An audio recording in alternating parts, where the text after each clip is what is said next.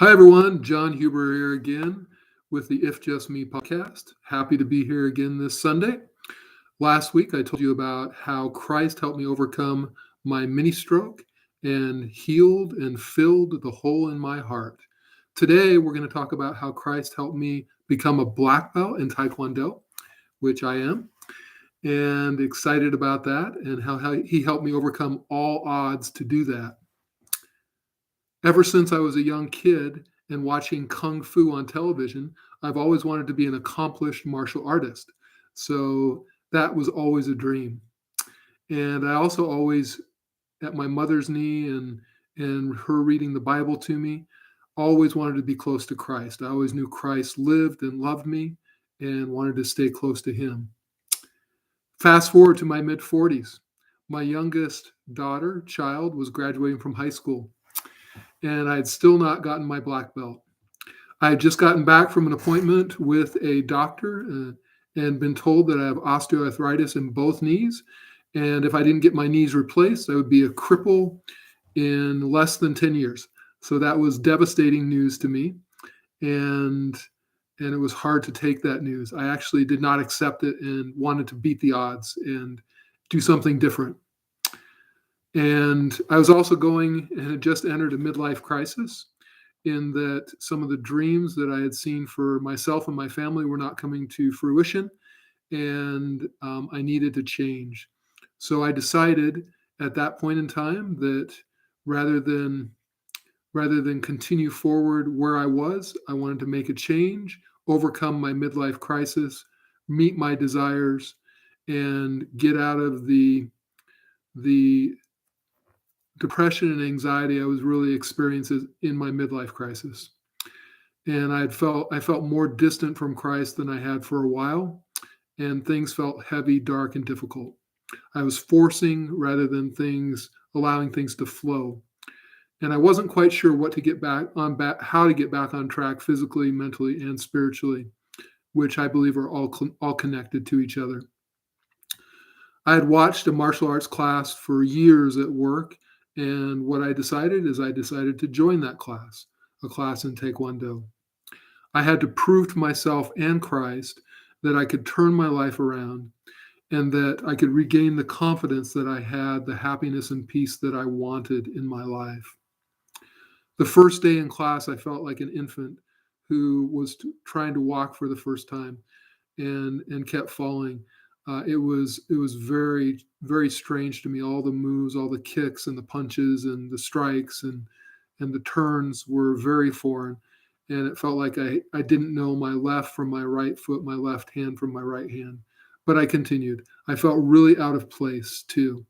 And that was a hard first day because I saw all these other black belts in class who were in the same class as me. We all practiced together no matter what, white belt or black belt.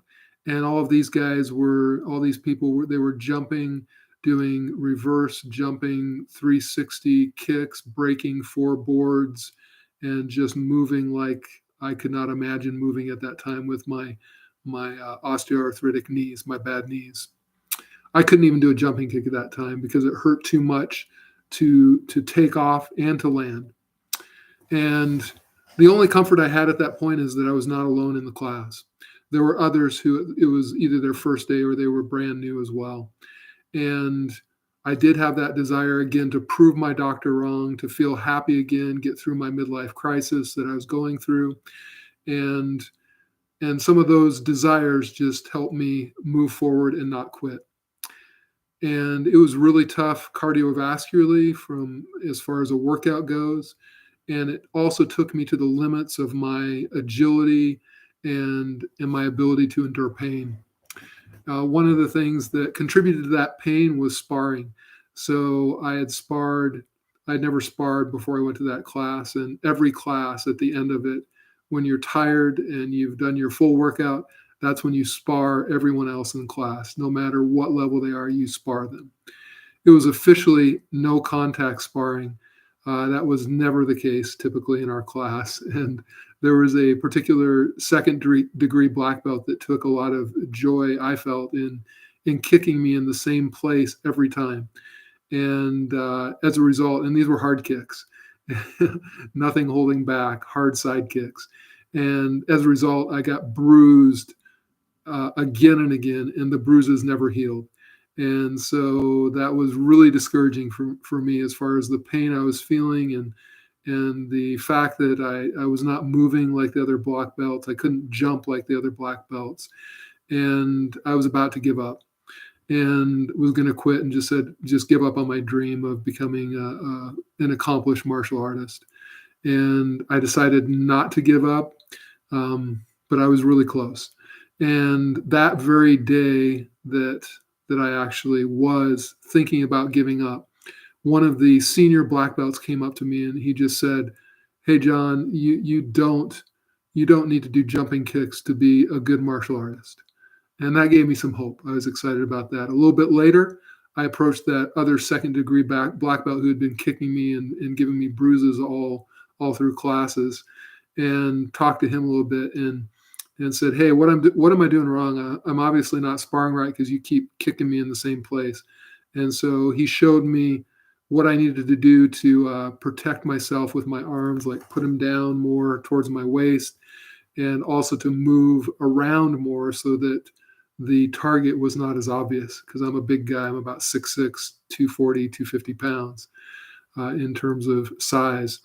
And so both of those things gave me some hope. And they were an answer to prayers. I'd been praying in terms of whether I should continue with this pain and challenge in becoming a black belt, or if I should just quit. And others had quit. Others who had started the same time as me at this point had quit, and they actually were better athletes, more natural athletes than I was.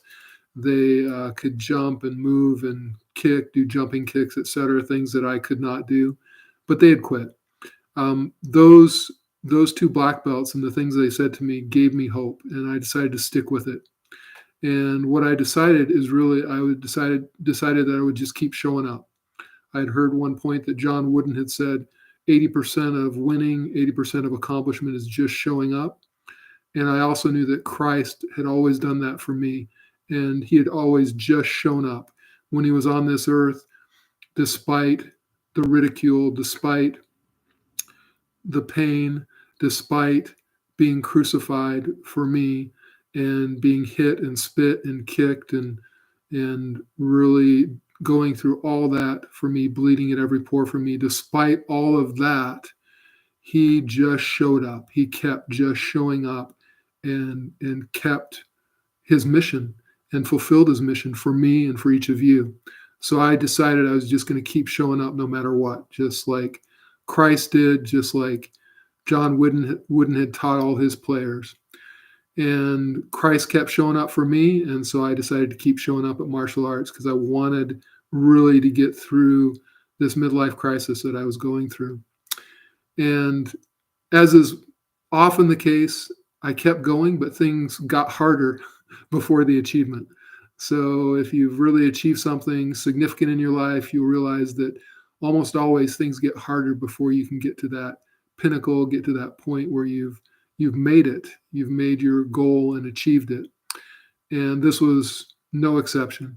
Things kept getting a little bit harder. And some of the reasons it got harder is because the requirements got harder.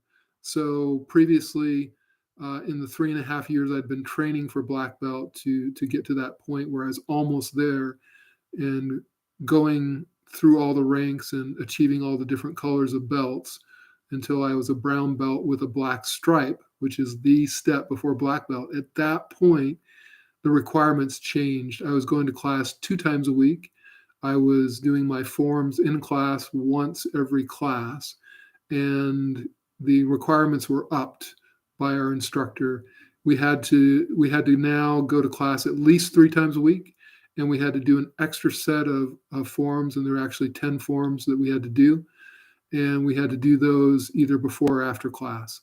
So the requirements went up and stretched us, and I know the reasons for that. It was so that we would be in good enough shape to pass the test, and we would have enough experience and practice with the forms to pass the test. And the test, like other tests in life, it was not easy. So the test actually consisted of doing all 10 of the forms in front of everybody, all the other black belts, all the other students, all the other spectators, which often showed up for the tests, especially.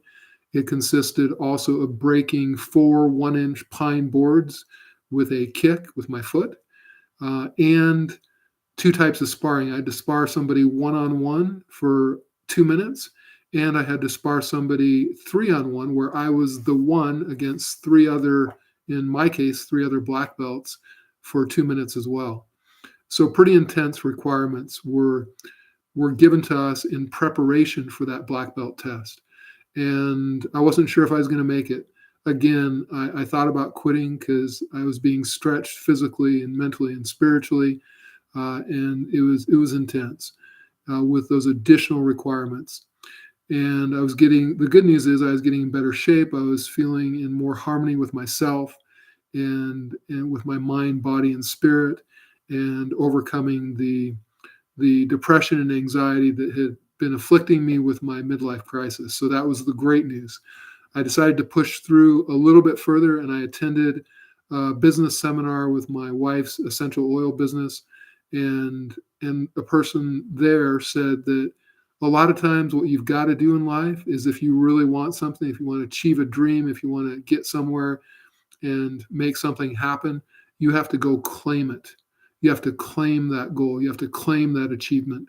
It's a conscious choice to claim it.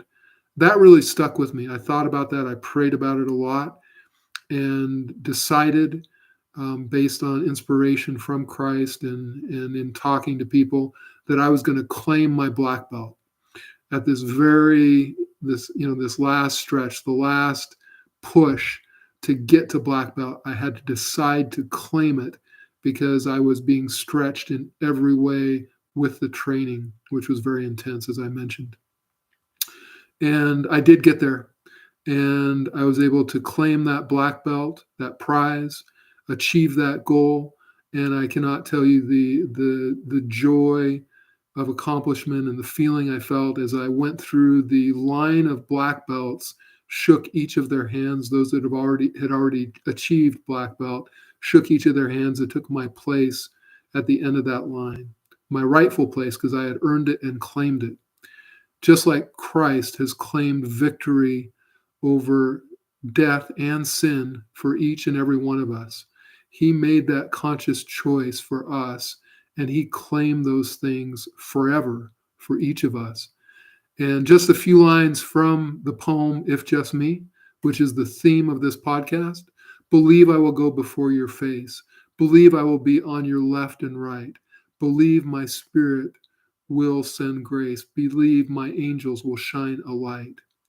I know those lines to be true. I know that Christ was with me, and all those things that we talked about and those lines I just read are true. And I was able to achieve my goal, overcome my depression and anxiety, get through my midlife crisis, and find joy and happiness again.